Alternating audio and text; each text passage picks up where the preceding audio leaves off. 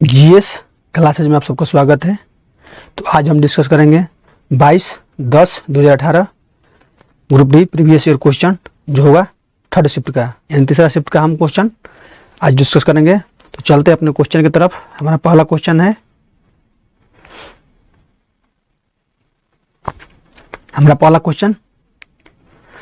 साधारण अस्थायी ऊतकों के 3 प्रकार कौन से हैं? हमारा पहला ऑप्शन है पेरेनिकाइमा, कंपेनियल सेल और स्क्लेरेकाइमा। दूसरा ऑप्शन है पेरेनिकाइमा, कोलेनकाइमा और मेरिस्टेम। और तीसरा ऑप्शन है पेरेनिकाइमा, कोलेनकाइमा, स्क्लेरेनकाइमा। और चौथा ऑप्शन है फ्लोएम, कोलेनकाइमा और स्क्लेरेनकाइमा। तो आपको बता दूं कि ऊतक 2 प्रकार के होते हैं, एक होता है सरल अस्थायी ऊतक और एक होता है जटिल अस्थायी ऊतक। तो सरल अस्थायी ऊतक में कौन कौन से ऊतक आते हैं?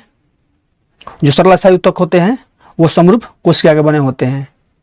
और वे कौन कौन से हैं? तो पेरेनिकाइमा, कोलेनकाइमा और स्क्लेरेनकाइमा। पेरेनिकाइमा को हिंदी में मृदूतक कहा जाता है और कोलेनकाइमा को स्थूलकोण ऊतक और स्क्लेरेनकाइमा को कहा जाता है दीर्घ ऊतक।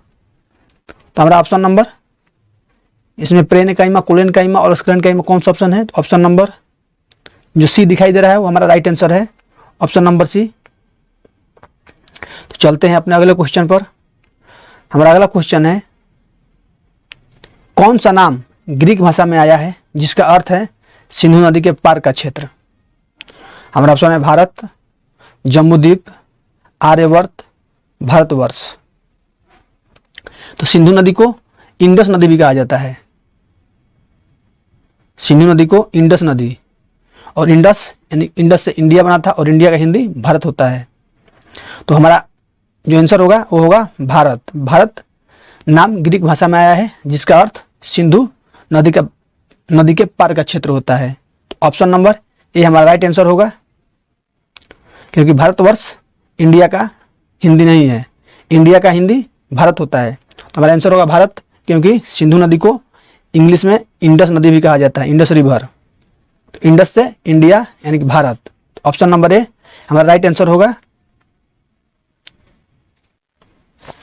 हमारा अगला क्वेश्चन है, यदि संवेग P और वेग V दिया हुआ है तो द्रव्यमान m ज्ञात करने के लिए कौन सा सूत्र उपयुक्त है? P into M, P by M, M by P और P प्लस M। तो आपको बताना है इसमें से कौन सा हमारा आंसर होगा। तो किसी वस्तु के द्रव्यमान तथा वेग के गुणनफल को हम वस्तु का संवेग कहते हैं। तो हमें संवेग निकालने के लिए कौन सा सूत्र चाहिए? तो संवेग बराबर क्या होता है? वेग गुणे द्रव्यमान, यानी संवेग P बराबर मास गुणे वेग। तो हमको निकालना है V बराबर, तो V बराबर क्या हो जाएगा? P बाई एम हो जाएगा। तो इस तरह हमारा आंसर होगा ऑप्शन नंबर बी। बी हमारा राइट आंसर होगा। हमारा अगला क्वेश्चन है, नर प्रजनन तंत्र के कौन से अंग में मुख्य आनुवांशिक सामग्री पाई जाती है? और हमारा ऑप्शन है मूत्रवाहिनी, शुक्राणु, प्रोस्टेट ग्रंथि, अंडकोश। तो अंडकोश जो होता है वो महिला में होता है। तो हमसे पूछा है नर प्रजनन तंत्र। तो नर प्रजनन तंत्र का वह मुख्य आनुवांशिक सामग्री शुक्राणु होता है। तो हमारा right answer option number B होगा। नर प्रजनन तंत्र का शुक्राणु और मादा प्रजनन तंत्र का अंडाणु दोनों मिलकर फैलोपियन ट्यूब में जाइगोट बनाते हैं, जिससे एक नया जीव उत्पत्ति होती है। ऑप्शन नंबर बी इस क्वेश्चन का राइट आंसर होगा। हमारा अगला क्वेश्चन है, पौधे के किसी अंग की वृद्धि यानी कि गति जब किसी विशिष्ट उद्दीप्त की ओर होती है तो इस प्रक्रिया को क्या कहा जाता है? हमारा ऑप्शन है धनात्मक अनुवर्तन, ऋणात्मक प्रकाश अनुवर्तन, धनात्मक प्रकाश अनुवर्तन, ऋणात्मक अनुवर्तन। ये क्वेश्चन 2 दिन पहले ही डिस्कस हुआ है, सेम यही क्वेश्चन था और ऑप्शन भी सेम यही था। तो पौधे के किसी अंग की वृद्धि जब किसी विशिष्ट उद्दीप्त की ओर होती है तो इस प्रक्रिया को धनात्मक अनुवर्तन कहा जाता है। तो ऑप्शन नंबर ए हमारा इस क्वेश्चन का राइट आंसर होगा। हमारा अगला क्वेश्चन है, वे आवृतबीजी पौधे जिनके बीज में 2 बीजपत्र होते हैं उन्हें क्या कहा जाता है? हमारा ऑप्शन है मक्का, पैकियो, पेडिलम, घास, द्विबीज पत्री पौधे। तो 2 बीजपत्र वाले द्विबीजपत्री पौधे होते हैं, जैसे कि मान लीजिए चना जो होता है इसको हम तोड़ेंगे तो 2 भागों में टूट जाएगा, बिल्कुल 2 भाग में 50-50 में बट जाएगा। तो द्विबीजपत्री दलहन पौधे में आती है, जैसे मंसूर हो गया, मटर हो गया, चना हो गया, अरहर हो गया, ये सब द्विबीजपत्री पौधे होते हैं। तो द्विबीजपत्री पौधे जिसके 2 बीजपत्र होते हैं। तो ऑप्शन नंबर ए हमारा राइट आंसर होगा, सॉरी डी हमारा राइट आंसर होगा, द्विबीजपत्री पौधे।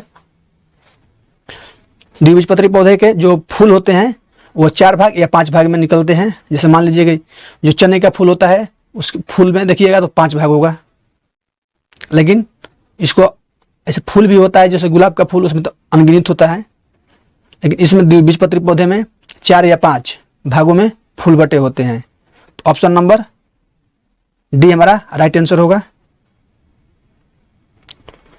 कल्वकुंतला चंद्रशेखर राव किस राजनीतिक दल के नेता हैं? हमारा ऑप्शन है तेलंगाना प्रजा समिति, प्रजा राज्यम पार्टी, तेलुगु देशम पार्टी, तेलंगाना राष्ट्र समिति। तो कल्वकुंतला चंद्रशेखर राव यानी कि के चंद्रशेखर राव किस राजनीतिक दल से थे? तो वे थे तेलंगाना राष्ट्र समिति। तेलंगाना नामक एक अलग राज्य की मांग के चंद्रशेखर राव ने किया था और इसने तेलंगाना राष्ट्रीय समिति की स्थापना भी की थी, और चंद्रशेखर राव तेलंगाना के प्रथम मुख्यमंत्री भी रहे। तो ऑप्शन नंबर डी इस क्वेश्चन का राइट आंसर होगा। 10 वोल्ट के विभवांतर वाले 2 बिंदुओं के बीच 4 कूलम का चार्ज स्थानांतरित करने में कितना काम किया जाता है? हमारा ऑप्शन है 10 जूल, 48 जूल, 40 जूल, 44 जूल। तो बी बराबर होता है कार्य बटा में आवेश। तो डब्ल्यू बराबर हमको कार्य निकालना है कि कार्य कितना होगा। तो डब्ल्यू बराबर हो जाएगा बी इंटू क्यू। तो भी दिया हुआ है 10 वोल्ट और क्यू यानी कि आवेश दिया हुआ है 4, और इसको हम कैलकुलेशन करते 40 हमारा आंसर हो जाएगा। तो 40 ऑप्शन नंबर सी हमारा राइट आंसर है। हमारा अगला क्वेश्चन है, भारत के संविधान में वर्णित मौलिक अधिकारों में निम्नलिखित में से कौन सा मौलिक अधिकार शामिल नहीं है? निजता का अधिकार, समानता का अधिकार, संपत्ति का अधिकार, भाषण का अधिकार। तो निजता का अधिकार, समानता का अधिकार और भाषण का अधिकार मौलिक अधिकारों में शामिल है, और संपत्ति का अधिकार ये कानूनी अधिकार में चला गया है। तो आंसर होगा हमारा ऑप्शन नंबर सी। ये 44वां संविधान संशोधन 1978 में इसे 300 के क में शामिल कर दिया गया है। 300 के क में इसे संपत्ति के अधिकार को कानूनी अधिकार में डाल दिया गया है। ये 44वां संविधान संशोधन 1978 में मौलिक जो अधिकारों से हटा करके इसे कानूनी अधिकार में डाल दिया गया था। तो ऑप्शन नंबर सी हमारा राइट आंसर है, जो कि मौलिक अधिकार में अब शामिल नहीं है। हमारा अगला क्वेश्चन है, कार्य करने की गति क्या कहलाती है? हमारा ऑप्शन है ऊर्जा, शक्ति, दाब, बल। तो कार्य करने की गति क्या कहलाती है? कार्य करने की गति कहलाती है शक्ति। तो ऑप्शन नंबर बी इस क्वेश्चन का राइट आंसर होगा। कार्य करने की गति शक्ति कहलाती है। तो चलते हैं अपने अगले क्वेश्चन पर।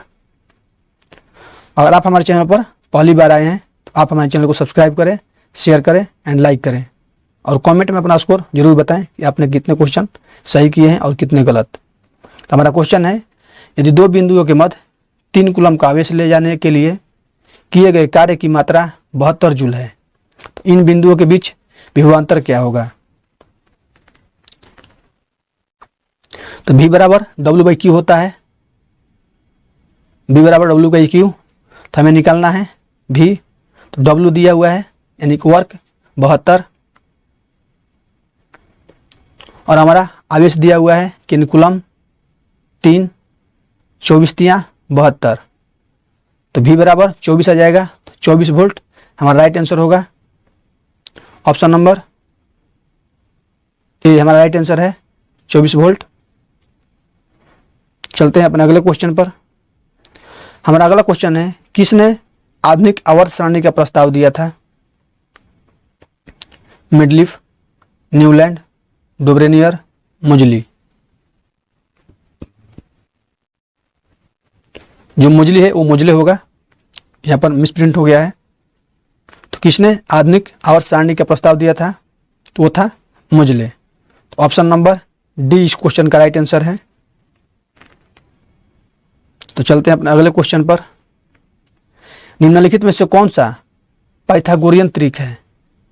ये तो मैथ का क्वेश्चन आ गया है, तो इसको भी सॉल्व कर ले रहे हैं कि कौन सा पाइथागोरस त्रिक है।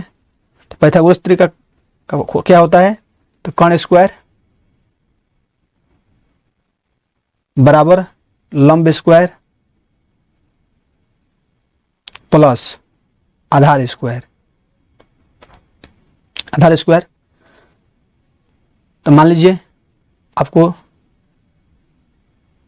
ट्रिपलेट निकालना है, 3, 4, अगर 3 का स्क्वायर और 4 का स्क्वायर हम करेंगे तो 3 के 9, 4 को 16, 16 9 25, 25 यानी कि 5 का स्क्वायर होता है। तो ये हमारा ट्रिपलेट है, और इसी को हम क्रॉस कर देंगे तो 10, 6, 8।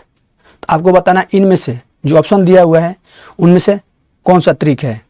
हमारा ऑप्शन है 5, 6, 7, 9, 15, 17, 5, 12, 14, 15, 20, 25। इसी से गुणा कर लेंगे हम। 3 बचे, अगर 3 को हम 5 से गुणा करेंगे तो 15 हो जाएगा। 4 को अगर 5 से गुणा करेंगे तो 20 हो जाएगा, और 5 को 5 से गुणा करेंगे तो 25 हो जाएगा। तो इसमें त्रिक कौन सा है? 15, 20, 25। तो ऑप्शन नंबर डी इस क्वेश्चन का राइट आंसर है।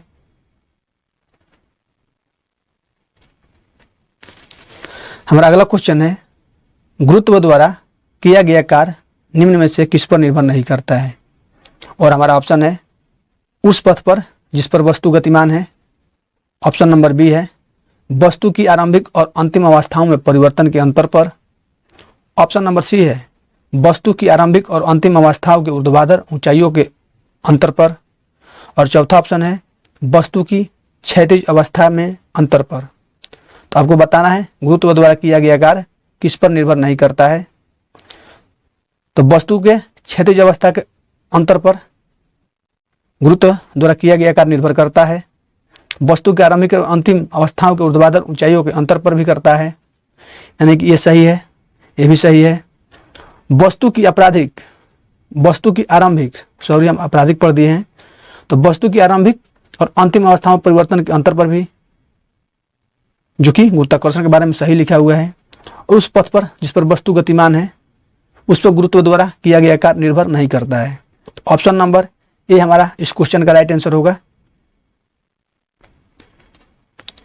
हमारा अगला क्वेश्चन है, निम्नलिखित में से कौन से विलयन का पीएच मान न्यूनतम होगा? नींबू का रस, शुद्ध जल, रक्त, डिटर्जेंट। तो शुद्ध जल का पीएच मान 7 होता है, रक्त का क्षार है, डिटर्जेंट 7.35 से लेकर 7.45 तक होता है, और डिटर्जेंट भी ये क्षार है। जो जिसका पीएच मान न्यूनतम होगा वो होगा अम्ल। ये 7 है, दोनों क्षार है तो क्षार तो 7 से ऊपर होता है। और नींबू का रस बचा था हमारा राइट आंसर, नींबू का रस जिसका पीएच मान 2 पॉइंट कुछ होता है। तो ऑप्शन नंबर ए हमारा इस क्वेश्चन का राइट आंसर होगा। हमारा अगला क्वेश्चन है, एक बिलियन में पानी की 320 ग्राम मात्रा में सामान्य नमक की मात्रा 44 ग्राम है। द्रव्यमान प्रतिशत द्वारा द्रव्यमान के संदर्भ में विलयन की सांद्रता की गणना कीजिए। तो मैंने एक क्वेश्चन, ऐसा क्वेश्चन पिछले वीडियो में डिस्कस किया था। तो इसको क्या करना है, 320 प्लस 44 तभी तो टोटल होगा, और बटे में ऊपर 44 निकालना है कि 44 जो है कितना ग्राम है। तो इसको ऐड करेंगे तो हो जाएगा 364 बटे में 44 इंटू 100। इसको कटाएंगे, 4 से 11 चुके 44, 91 चुके 364, 1100 बटे में 91, तो एक मत में चल जाएगा 91, तो बचा हमारा 19 बचा, 0 तो 190, 9 दूनी 18, 180 यानी 12 से ज़्यादा परसेंटेज आएगा हमारा। ऑप्शन नंबर बी हमारा राइट आंसर है।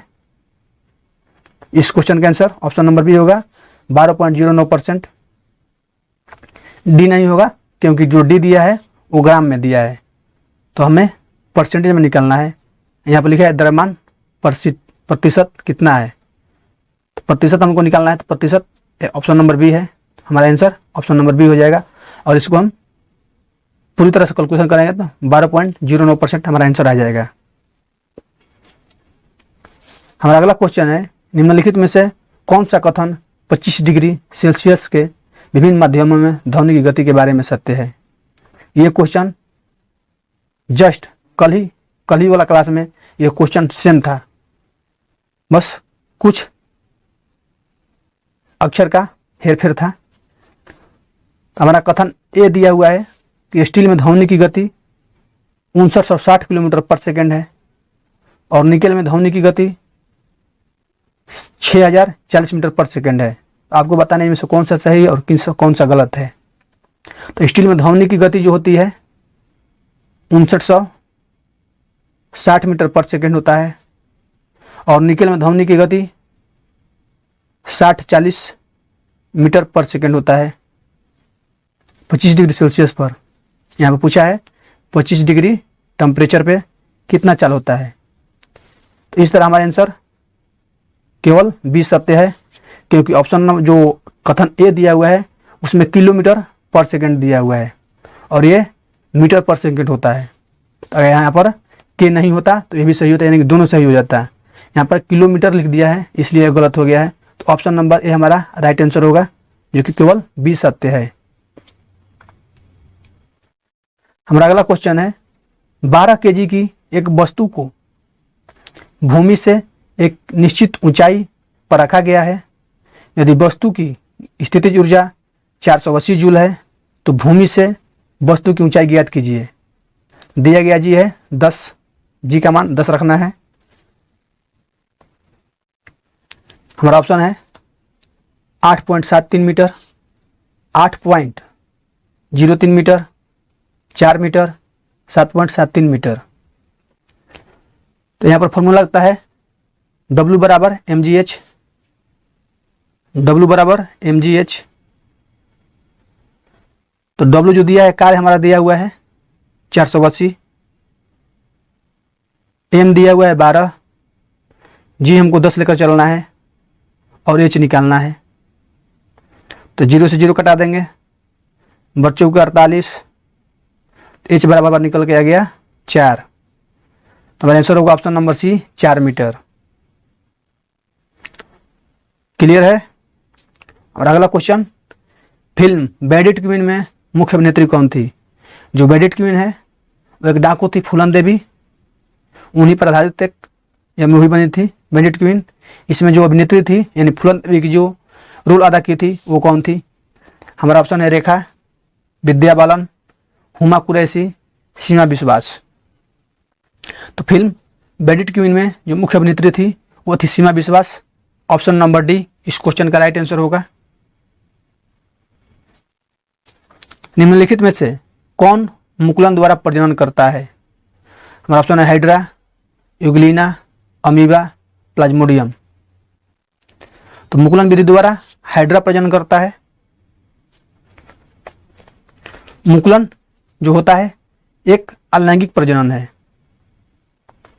मुकुलन जो विधि होती है एक अलैंगिक प्रजनन है, जिसमें जीव के शरीर में उभार या कलिका निकल जाती है। मान लीजिए ये हाइड्रा हो गया, इसमें से एक शरीर में से उभार निकल गया तो क्या करेगा, ये धीरे धीरे विकसित होकर, धीरे धीरे जब विकसित हो जाएगा ये, तो इससे अलग हो जाएगा और अलग होकर एक स्वतंत्र जीव बन जाएगा, जिसे मुकुलन कहा जाता है। इससे अलग होना ही मुकुलन कहलाता है। और इसमें से निकलेगा और धीरे धीरे जब वो उसकी वृद्धि हो जाएगी तो वो इस शरीर से अलग हो जाएगा और एक स्वतंत्र जीव बन जाएगा। तो ऑप्शन नंबर जो ए है हमारा राइट आंसर है कि हाइड्रा मुकुलन द्वारा प्रजनन करता है। तो ऑप्शन नंबर ए हमारा राइट आंसर। तो चलते हैं अपने अगले क्वेश्चन पर। हमारा अगला क्वेश्चन है, एक लेंस की शक्ति इसकी डैश की व्युत्क्रमानुपाती होती है। बताना है किसकी व्युत्क्रमानुपाती होती है। एक लेंस की शक्ति किसकी व्युत्क्रमानुपाती होती है। फोकस दूरी की, त्रिज्या की, फोकस की, उकरदा त्रिज्या की। एक लेंस की शक्ति इसकी फोकस दूरी के व्युत्क्रमानुपाती होती है। तो ऑप्शन नंबर ए हमारा इस क्वेश्चन का राइट आंसर होगा। हमारा अगला क्वेश्चन है, भारतीय रिजर्व बैंक आरबीआई का मुख्यालय कहां पर स्थित है। आप सबको पता होगा। हमारा ऑप्शन है बेंगलुरु, चेन्नई, न्यू दिल्ली, मुंबई। तो आरबीआई का मुख्यालय मुंबई में स्थित है। इसकी स्थापना 1935 में हुई थी और छोटा डेट पूछी जाए 1 अप्रैल।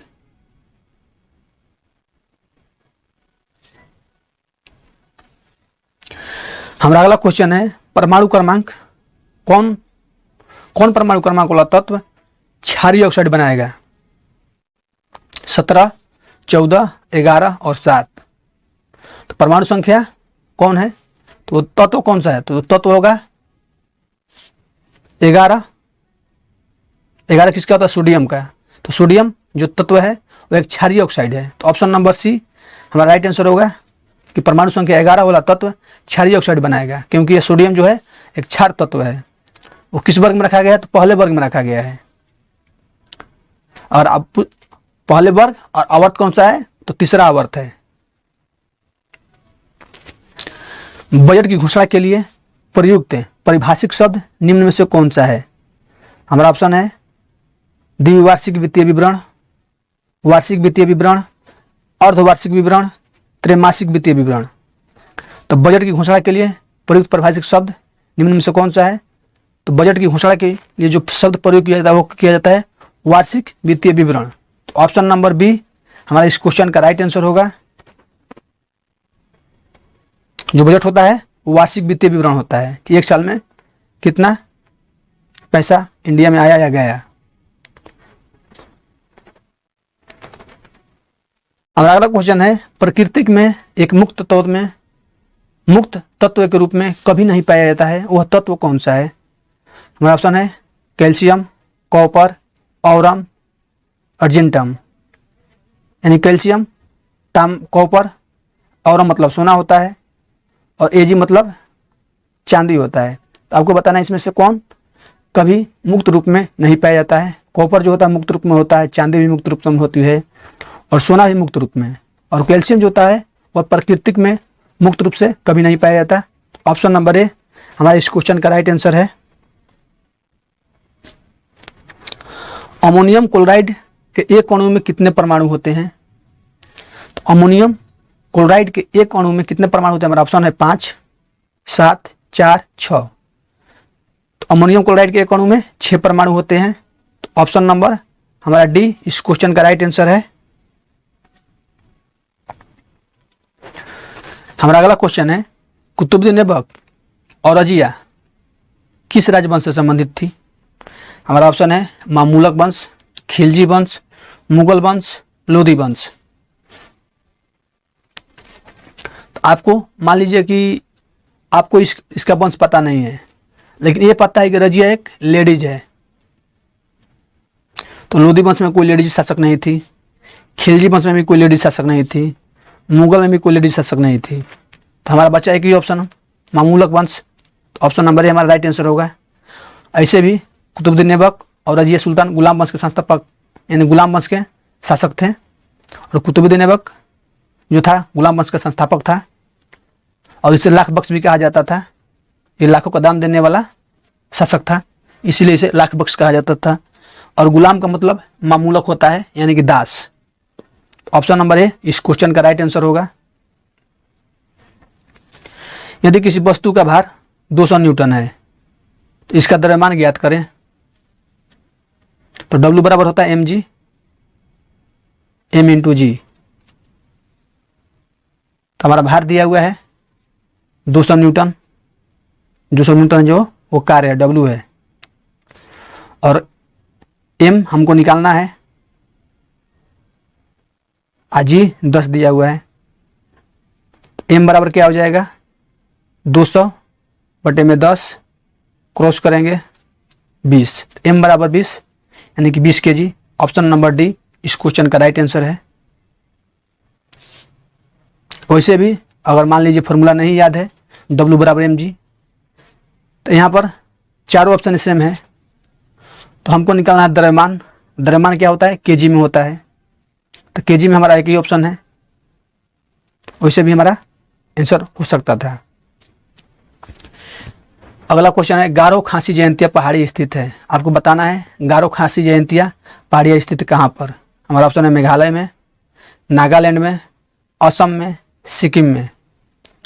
तो गारो खासी जयंतिया ये मेघालय में पाई जाने वाली पहाड़ियाँ है, ये मेघालय में पाई जाती है। इनसे क्वेश्चन एक और बनता है जो होता है घटपर्णी। घटपर्णी का नाम आप लोग सुने होंगे। घटपर्णी क्या है, एक पौधा है। कैसा पौधा, तो मांसभक्षी पौधा यानी कि मांसाहारी पौधा होता है। और ये कहाँ पाया जाता है पूरे भारत में, तो मेघालय के क्षेत्र में पाया जाता है, यानी गारो खासी जयंतिया की जो पहाड़ी है यहाँ पर पाई जाती है। क्यों पाई जाती है, घटपर्णी वहाँ पर पाई जाती है जहाँ पर नाइट्रोजन की मतलब नाइट्रोजन जो कम मात्रा में हो। तो ये कम मात्रा में नाइट्रोजन गारो खासी जयंतिया पहाड़ी में ही पाई जाती है, और यहीं पर घटपर्णी पाई जाती है। तो ये नाइट्रोजन कहाँ से लेते हैं, जब इनके पत्तियों पर कीड़े मकोड़े अगर बैठते हैं तो उनको जब जैसे ही इनको पत्तियों पर बैठेगी, इनकी पत्तियों सिकुड़कर उसे आपस में उसी में दबा देगी उसका, उससे ही नाइट्रोजन प्राप्त करती है घटपर्णी पौधा। घटपर्णी जो पौधा है वो मांसभक्षी पौधा है। और क्वेश्चन आपसे पूछा जाएगा कि घटपर्णी पौधा भारत में कहाँ पाई जाती है, तो ऑप्शन रहेगा मेघालय, तो हमारा राइट आंसर हो जाएगा। अगर यहाँ पर दे देगा पहाड़ी का नाम, तो मान लीजिए इन 3 पहाड़ियों में से कोई एक पहाड़ी ऑप्शन में देगा, और बाकी 2-4 पहाड़ी पूरे भारत में कितनी भी पहाड़ी हैं ऑप्शन में डाल देगा। तो आपको पता रहेगा तभी आप टिक करेंगे, नहीं तो यहाँ पर गलत कर देंगे। तो ऑप्शन नंबर ए इस क्वेश्चन का राइट आंसर है। और ये भी याद रखिएगा घटपर्णी मेघालय में पाई जाती है, गारो खासी जयंतिया पहाड़ी के क्षेत्र में। तो ऑप्शन नंबर ए हमारा राइट आंसर। तो चलते हैं अपने अगले क्वेश्चन पर। किसी वस्तु पर लगने वाले गुरुत्वाकर्षण बल को कहा जाता है। हमारा ऑप्शन है भार, संवेग, तनाव, आवेग। तो किसी वस्तु पर लगने वाले गुरुत्वाकर्षण बल को क्या कहा जाता है, आप सबको पता होगा, कहा जाता है भार। किसी वस्तु पर लगने वाले गुरुत्वाकर्षण बल को भार कहा जाता है। ऑप्शन नंबर ए हमारा राइट आंसर होगा। तो चलते हैं अपने अगले क्वेश्चन पर। हमारा अगला क्वेश्चन है कि भारत में सर्दियों के दौरान कहां से आने वाली हवाएं शीतलहर के कारण बनती है। हमारा ऑप्शन है पश्चिमी घाट, हिमालय, सिंध, अरावली। तो भारत में सर्दी के दौरान जो हवाएं आती हैं वो शीतलहर किसके कारण बनती है, तो हमारा आंसर होगा हिमालय। तो ऑप्शन नंबर बी इस क्वेश्चन का राइट आंसर होगा, क्योंकि हिमालय पूरा बर्फ है और जो उधर से शीत हवाएं आती है तो उसी से आती है, क्योंकि पश्चिमी घाट समुद्र के किनारे है, बिंद से भी गर्म ही हवा आता है, अरावली से भी, ये राजस्थान में है, इससे भी गर्म हवाएं यहीं आती है। और जो हिमालय की तरफ से हवाएं आती है वो बिल्कुल ठंडी एकदम शीत जैसी हवाएं आती है। तो ऑप्शन नंबर बी हमारा राइट आंसर होगा। हमारा अगला क्वेश्चन है धरती की सतह पर मापने पर एक वस्तु का भार 10 न्यूटन है, और इसी वस्तु को चंद्रमा की सतह पर मापने पर इसका भार क्या होगा। हमारा ऑप्शन है 10 न्यूटन, 1 न्यूटन, 360 न्यूटन, 3.6 न्यूटन। तो आपको पता होगा कि पृथ्वी का गुरुत्वाकर्षण, चंद्रमा का गुरुत्वाकर्षण जो होता है 1/6 होता है। अगर 6 पृथ्वी का होगा तो 1 चंद्रमा का होगा। तो 6 बराबर दिया हुआ है 60, 1 बराबर क्या हो जाएगा 10 न्यूटन हमारा राइट आंसर होगा। तो ऑप्शन नंबर ए। हमारा अगला क्वेश्चन है, विकल्पों में से उस संगठन को पहचाने जो इनसे भिन्न है। हमारा IISc Bengaluru, IIM Kozhikode, IIM Ahmedabad, IIM Bengaluru. तो यहीं से छट जाएगा, तीनों में IIM है और यहाँ पर IISc है। तो हमारा right answer option number A. लेकिन ऐसे नहीं छटेगा, इसको अलग, ऐसे नहीं अलग करना है। जो IISc जो है वो एक वैज्ञानिक अनुसंधान है। जो IISc बेंगलुरु एक वैज्ञानिक अनुसंधान है, और जो बाकी जो 3 दिया हुआ है यह एक प्रमुख प्रबंधन विद्यालय है। तो ऑप्शन नंबर इसी से छटेगा, ऑप्शन नंबर ए अलग है, क्योंकि ये वैज्ञानिक अनुसंधान है और ये तीनों शैक्षिक संस्था है, क्योंकि विद्यालय है। तो इस तरह हमारा answer option number A right हो गया। आज का क्वेश्चन हमारा ये अंतिम क्वेश्चन है। तो आज के लिए इतना ही। अगर आप हमारे चैनल पर पहली बार आए हैं, आप हमारे चैनल को सब्सक्राइब करें, शेयर करें, लाइक करें एंड अपना स्कोर कमेंट में ज़रूर बताएं, और वीडियो को लाइक ज़रूर करें ताकि आपको वीडियो दोबारा देखना पड़े तो आपको ढूंढना नहीं पड़ेगा, क्योंकि आपके ये प्लेलिस्ट में सेव हो जाएगा लाइक करने से। तो हमारा आज के लिए इतना ही रहेगा।